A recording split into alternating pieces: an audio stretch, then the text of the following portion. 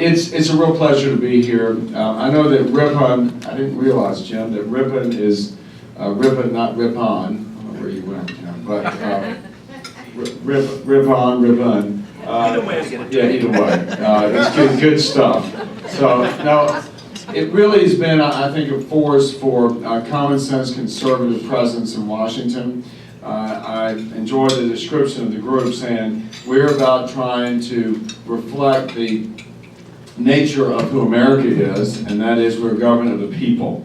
And oftentimes I think we struggle with that notion because things in this town tend to take over instead of the view that we need to have, which Mike Kelly and I were just talking about, is the people that we represent.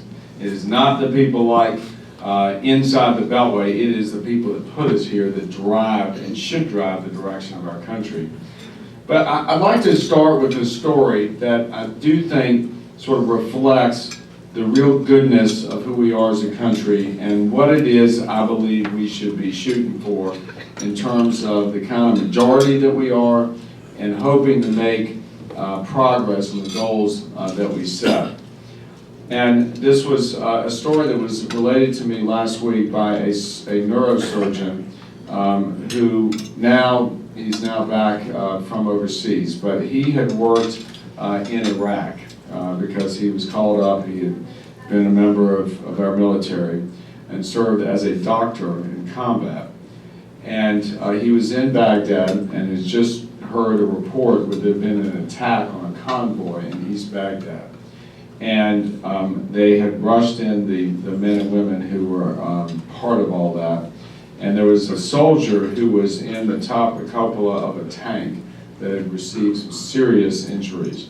And they brought him into the medical center and pretty beaten up, a lot of broken bones, even a broken back. And so the neurosurgeon was brought in to see what the diagnosis was. And fortunately, after they did a thorough analysis and treatment, found out that this soldier was actually going to be okay. And so when the procedures had finished and the soldier was resting, the doctor went in to talk to the soldier to give him the good news. And so when the doctor related to him and said, look, you've been really beaten up, but the good news is you're going to be 100% cured, we're going to send you home, and eventually you will be returned to normal existence. And at the sound of that, the soldier just broke down bawling like a baby. And so the neurosurgeon said, I don't think you heard me. I think, really, it's going to be okay. You're going to go home, you're going to get a Purple Heart, you've served our country, the ultimate in honor that's going to be conferred upon you. And so the soldier said to the doctor in his tears, he says, Doctor, you don't understand. He said, when I'm here fighting in Iraq, I'm fighting for what's good about our country. I'm fighting to help people here in Iraq rebuild their lives and their communities. He said, when I go home, I'm an assistant manager at a fast food restaurant. He says, I like what I do here. And that just sort of resonated with me because that says we in America really stand for that. We stand for trying to better the world. And I believe that that's what makes us so different than other countries. This soldier, it's not that he didn't want to come home and be with his family, it's the higher calling that was involved with his service to our country. And risking his life in order to affect the mission that this country is about. And it was really, I think, a story that does say, yes, in America, we stand for bigger things. In America, we as conservative Republicans don't stand for big government, but we do stand for a big America. And I shudder to think what this world is going to be without a big America. And so it is that optimism, it is that inspiration, I believe, that our party is about. We're having a challenge, as we know, nationally, in conveying that kind of optimistic, aspirational message of who we are as conservatives and as Republicans. The media's done a great job at sort of shoving us in the corner because all they'll say that we're concerned with is somehow balancing the budget and is cutting spending and taking away things from people. When what we're trying to do is we're trying to say we need to do those things in order to re-energize the opportunity machine of America. We're about giving people opportunity.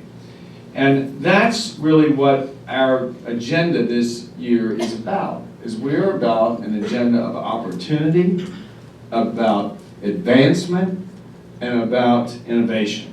Because that's who we are as America. That's how America can lead the world and do those good things that soldier was about.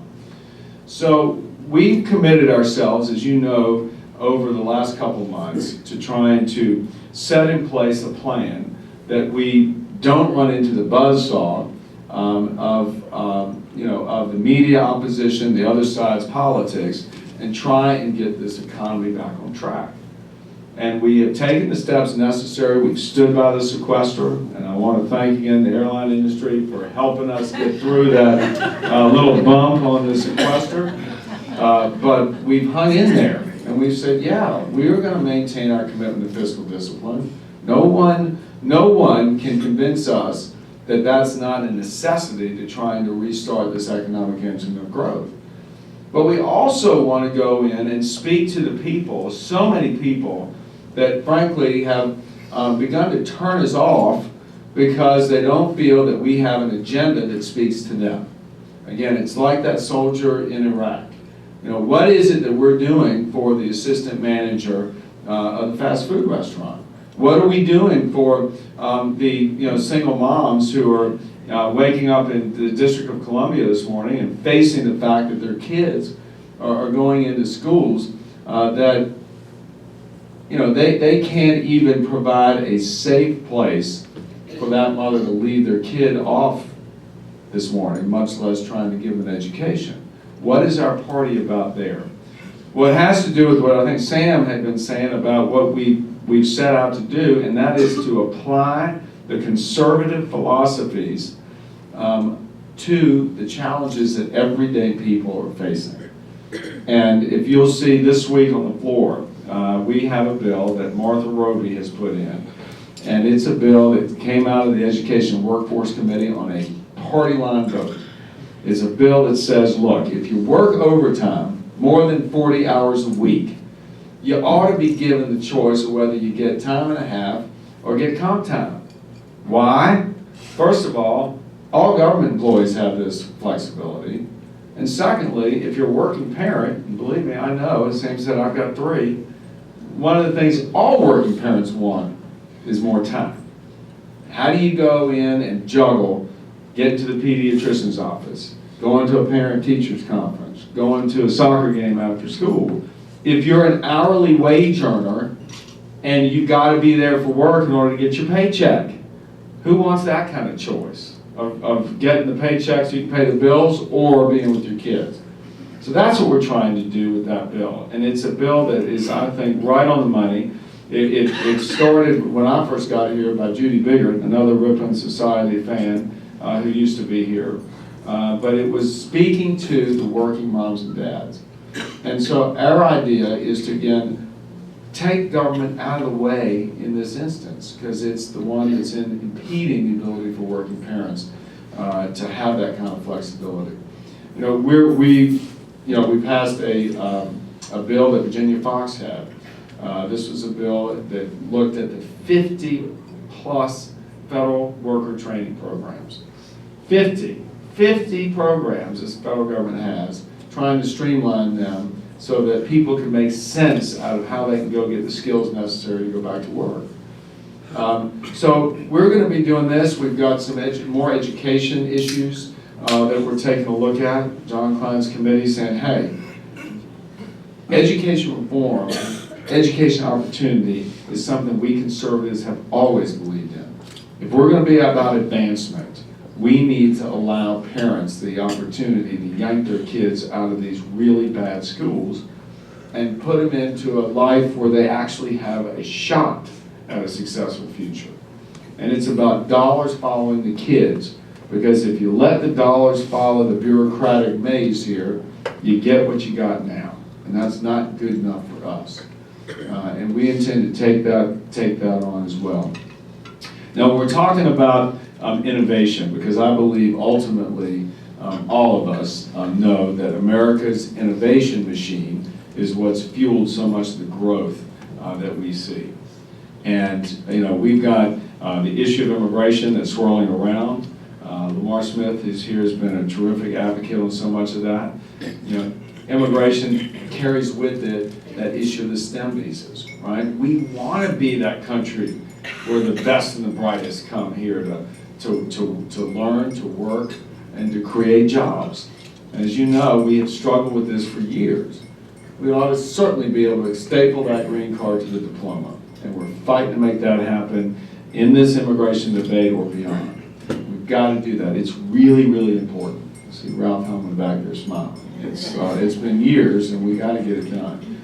But we also have to say, look, we need an environment that will induce people to put capital at risk here.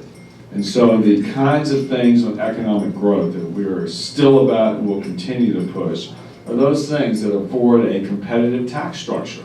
Mike Kelly in the Ways and Means Committee, Dave Camp has been hard at work trying to set the table for tax reform. We can't assume that just because we're America, all the capital is going to continue to flow here. We got to go and say we want to be the best. And we're trying to bring this administration along and say, hey, we're serious. We want to be competitive. We want to compete. We want to win. And we'll be looking for your help in trying to push that along as we go through the next couple of months.